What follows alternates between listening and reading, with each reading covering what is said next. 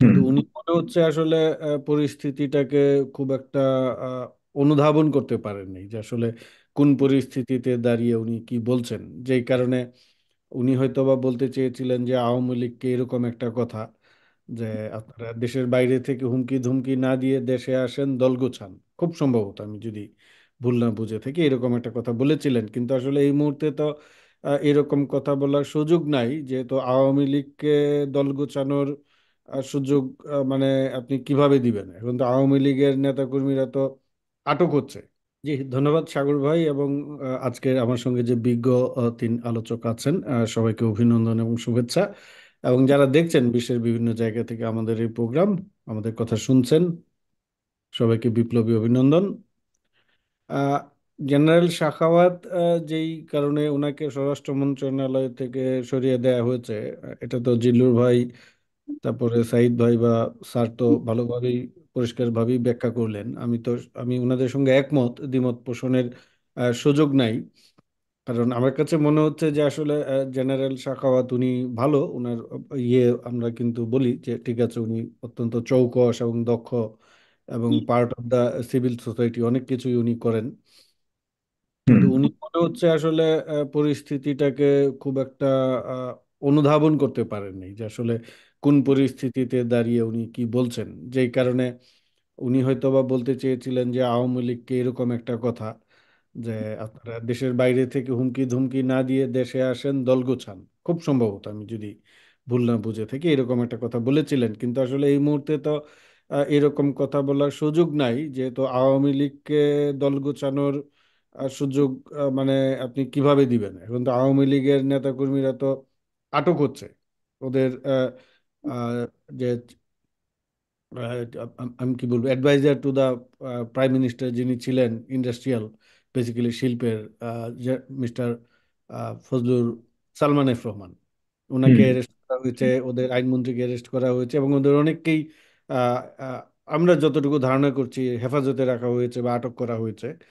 তো সেই জায়গায় আওয়ামী লীগ দল হিসাবে কিন্তু গণহত্যার সঙ্গে সম্পৃক্ত। সেই দলটাকে উনি বললেন যে দেশে আছে, আসেন, দল গুছান। এটা একটা অনভিপ্রেত ছিল, যদিও উনি এরপরে দুঃখ প্রকাশ করেছেন।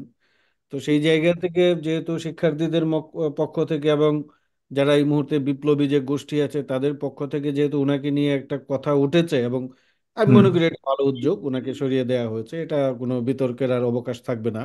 বা এখন অনেকে বলতে যাচ্ছেন যে উনি ক্ষমা চাইলেও কিন্তু ধারণা তো তিনি রাখেন, মানে এই ধরনের একটা ধারণা নিয়ে একটা গুরুত্বপূর্ণ জায়গাতে উনি আসলে কি মানে সঠিক দায়িত্ব পালন করতে পারতেন কিনা এই নিয়ে একটা সংশয় ছিল জনগণের। সেই জন্যই ওনাকে সরিয়ে দেওয়া ভালো হয়েছে বলে আমি মনে করি। কারণ উনি যদি এরপরে শতভাগ নির্ভুলভাবেও দায়িত্ব পালন করতেন, কিন্তু যদি কোনো কারণে অন্যদের মনে হতো যে না, উনি হয়তো বা কোনো কিছু থেকে বিচ্যুত হয়েছেন, একটা বিতর্ক বা প্রশ্নের মুখোমুখি হতে হুম। হতো, সেই হুম। জায়গা থেকে আমি মনে করি ওনাকে সরিয়ে দেওয়াটা ওনার জন্যও ভালো হয়েছে, ওনার জন্য ভালো বর্তমান হয়েছে। সরকারের জন্যও ভালো হয়েছে, এবং সবার জন্যই ভালো হয়েছে। অহেতুক বিতর্ক বা অতি কথন বা অতিরিক্ত কথাবার্তা থেকে আমরা মুক্ত থাকবো, এবং উনিও উনিও মনোযোগ দিয়ে কাজ করতে পারবেন। ওনাকে যেই মন্ত্রণালয়ে সরিয়ে দেওয়া হয়েছে, আমি মনে করি না যে লেস ইম্পর্টেন্ট একটা এটা খুবই গুরুত্বপূর্ণ মন্ত্রণালয়। হুম। মন্ত্রণালয়ে দেওয়া হয়েছে, আমি এরকমটা মনে করছি না। কারণ এই যে সরকারটা আমরা দেখতে পাচ্ছি, অন্তর্বর্তী সরকার বলি, বিপ্লবী সরকার বলি, যাই বলি না কেন, এই সরকারের প্রত্যেকটা উপদেষ্টারই কিন্তু সমান গুরুত্ব আছে। কারণ তাদের কাজ কিন্তু, ওনারা হয়তো বা ধরেন যেই মন্ত্রণালয়ের দায়িত্বে আছেন, কিছু কিছু মন্ত্রণালয়ে আপনাকে 100% এফোর্ট দিতে হবে না, দিতে হবে, সব মন্ত্রণালয়েই দিতে হবে, বাট কিছু কিছু মন্ত্রণালয় খুবই গুরুত্বপূর্ণ, ধরেন আপনার ফরেন মিনিস্ট্রি, ফাইন্যান্স মিনিস্ট্রি বা হোম মিনিস্ট্রি, হেলথ, এডুকেশন, এগুলা। বাট মোটের উপর আমি যেটা বলবো, এই যে আমাদের যে উপদেষ্টা মণ্ডলী আছেন, তাদের মূল কাজ কিন্তু দেশটাকে একটা সংহত অবস্থায় আনা, আইন শৃঙ্খলা পরিস্থিতি দ্রুত আবার স্বাভাবিক অবস্থায় আনা, এবং কিছু কিছু সংস্কার বা কিছু কিছু উদ্যোগ নিয়ে দেশটাকে এমন একটা অবস্থায় নিয়ে যাওয়া যেন দেশটা একটা জনগণের প্রতিনিধি নির্বাচন করতে সক্ষম হয়। তো আমি মনে করি সেই জায়গা থেকে জেনারেল শাখা যেহেতু দীর্ঘদিন নির্বাচন কমিশনে উনি কাজ করেছেন, যদিও সেইটা নিয়েও অনেকের মধ্যে প্রশ্ন আছে, উনি দায়িত্ব পালন কালেই কিন্তু বিএনপিকে দুই ভাগে বিভক্ত করার উদ্যোগ নেওয়া হয়েছিল। এখন ওনার দায়িত্ব কতটুকু বা ওই সময়কার চিফ ইলেকশন কমিশনারের দায়িত্ব কতটুকু, সেটা নিয়ে বিতর্ক হতে পারে, আলাপ হতে পারে। কিন্তু হুম। উনি যখন দায়িত্বে ছিলেন আমরা তখন দেখেছি যে পরিকল্পিতভাবে বিএনপিকে দুই ভাগে বিভক্ত করার উদ্যোগ নেওয়া হয়েছিল, এবং সেই বিভক্ত যেটা সরকারের সমর্থন পুষ্ট ছিল ওই সময়ের, তাদেরকে হুম। তারা নির্বাচন করলেন নির্বাচন কমিশনে। তো জেনারেল সাখাওয়াত কিন্তু কখনোই বিতর্ক মুক্ত না, আমি যেটা বলবো।